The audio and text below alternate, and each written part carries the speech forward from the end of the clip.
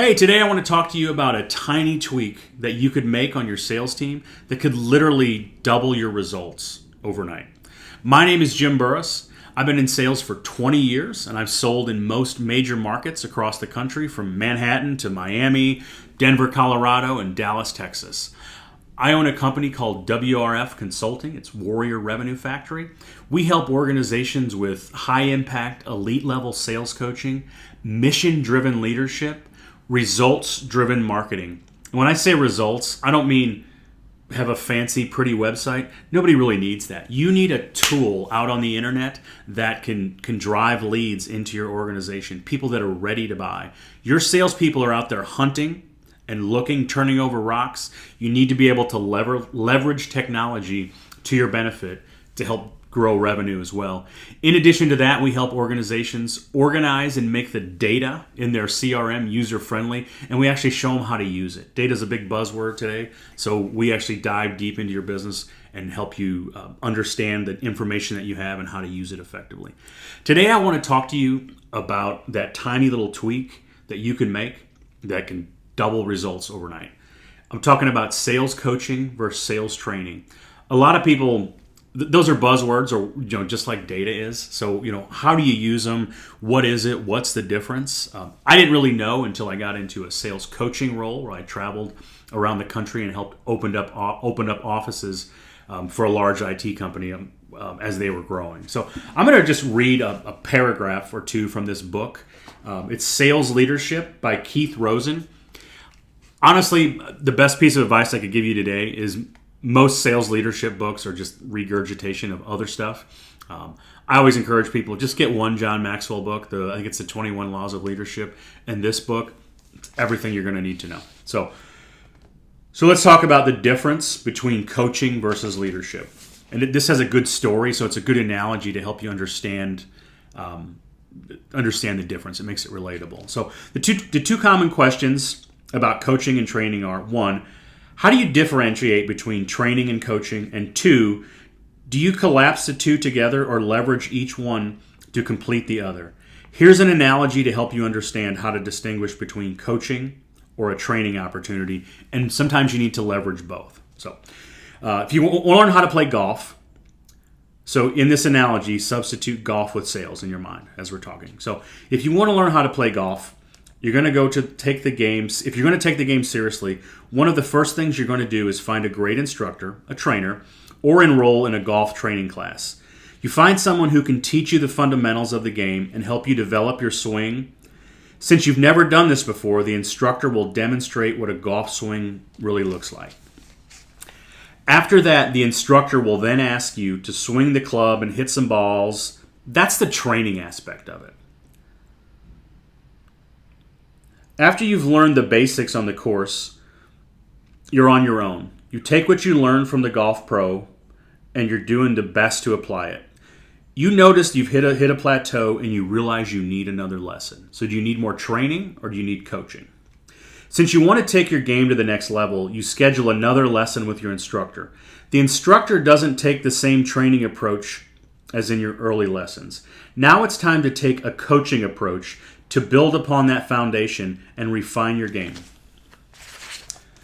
Unlike the trainer, the coach is going to assess what you want to work on and identify skills you don't even know you need to improve. So you don't know what you don't know, right? Your coach is going to uncover what you really want and how a great golfer you want to be. So what you want to learn and how good you want to be. What do you ultimately want to shoot? That's one measurable result or destination, your gauge for winning. So sales is the same thing, right? Very similar. What's your income target? Not necessarily your quota. I don't care about your quota. Good salesperson, they'll care about their quota. They want to hit it, but they care about their income. That's why most people get into sales, right? So rather than tell you how to play, now the coaching instructor is going to observe you play. So you go out on the course, you play a few holes. As you play, the coach is observing how you swing the club, how well you play, your attitude, and your inner game. That's the key piece. The coach needs to get a good sense of your style, strengths, and opportunities for improvement. As you play through a few holes, the instructor may ask some questions along the way, such as on the last shot, why did you choose the 9-iron? I'm sensing you were a bit frustrated. What was going on in your thoughts, in your head? After observing you, the instructor will then share an observation or two that might sound like, okay, hey, I've watched you play a few holes. On the next shot, just keep your head down. The instructor did not tell me several things to change. He only gave me one. So there's focus, right? There's a good coach will teach present moment awareness and focus. So don't want to read too much more of this. So you think about your direct reports. Imagine if you were in the field making clients visits or sales calls with your salespeople. After the first meeting, you share several things they need to improve by the next meeting.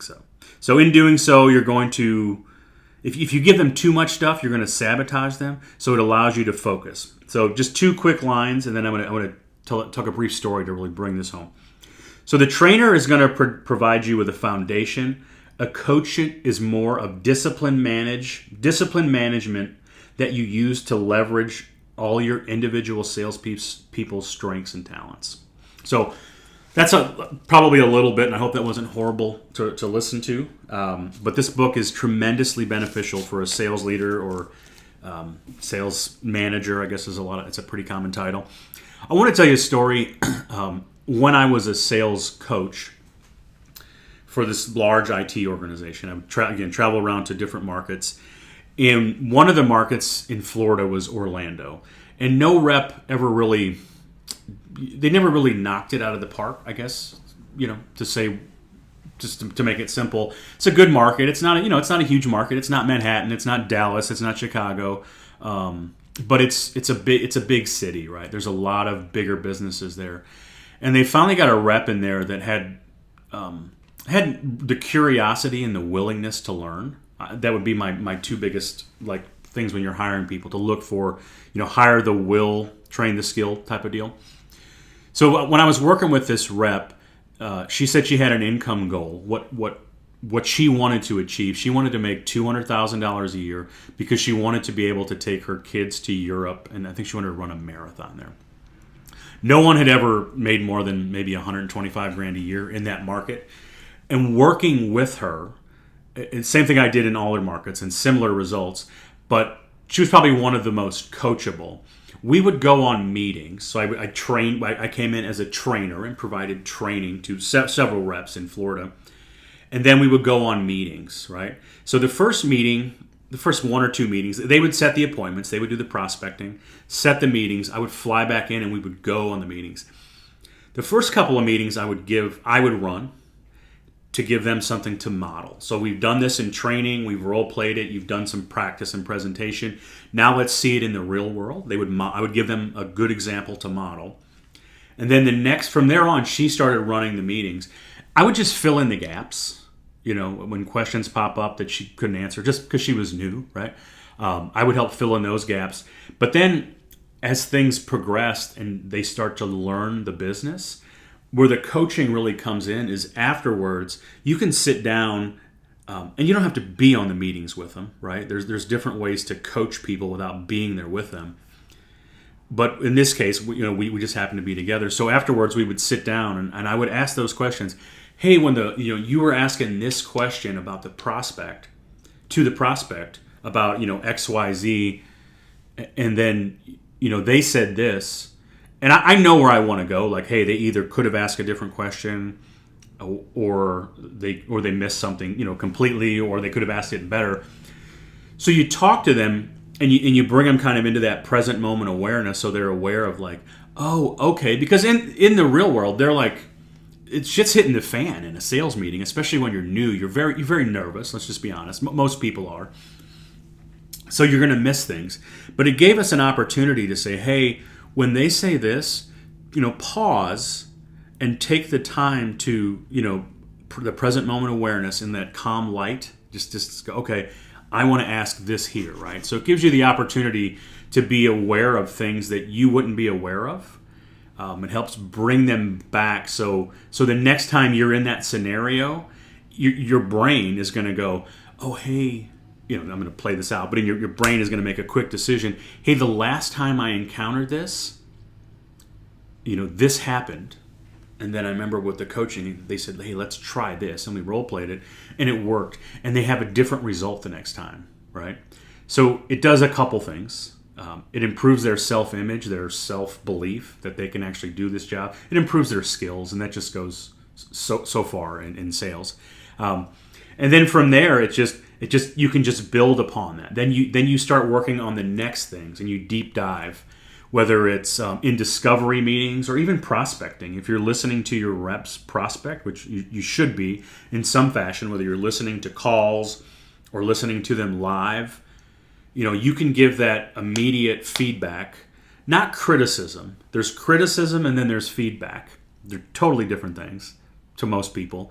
You need to sit down and explain to them what coaching is, and what feedback is. So it's like, it's mutual. It's not just me bitching at you. I'm here to help you get better. So you have those conversations with your salespeople. And then it's just on the spot, immediate, present moment awareness feedback. And the ultimate benefit to your organization is your salespeople are going to start, they're just going to keep leveling up. It's going to one step, over the next, right?